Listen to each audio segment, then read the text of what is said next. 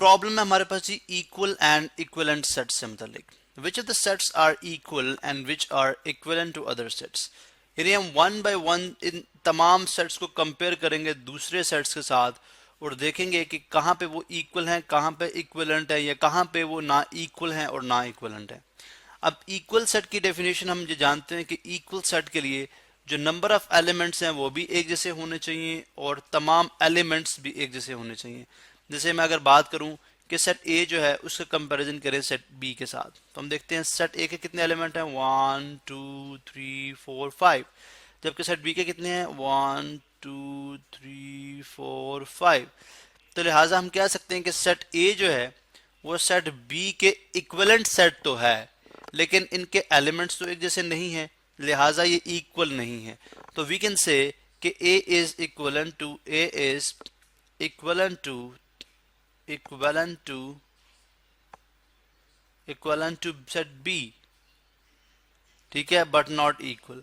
इसी तरह से अब ए को कंपेयर करें सी के साथ, अगेन 5 ही एलिमेंट है तो वही relationship, C is equivalent to, ये मैं जो यहाँ पे लगा रहा हूँ दो लाइंस मीन के same thing, C is equivalent to set, या चलें यूं कर लें, A is equivalent to set, एक ही बात है, A is equivalent to set C but not equal, but not लिए भी डाल देते हैं, but not equal, but not equal, but not equal. इसी तरह से ए को कंपेयर करें डी के साथ, ठीक है, तो ए का कंपैरिजन डी के साथ 1 2 3 4 5 एलिमेंट्स हैं, जब इसके 1 2 3 4 5 6, तो इसका मतलब है ना ये इक्वल है ना ये इक्वलेंट है।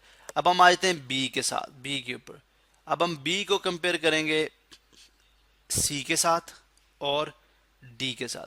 अब बी को अगर हम कंपेयर करें सी के साथ, तो बी के एलिमेंट भी 5 हैं, सी के एलिमेंट भी 5 हैं, जबकि ए बी सी डी ई, इसके element A B C D E हैं, जबकि इसके अगर आप देखें तो ए बी सी डी और ई।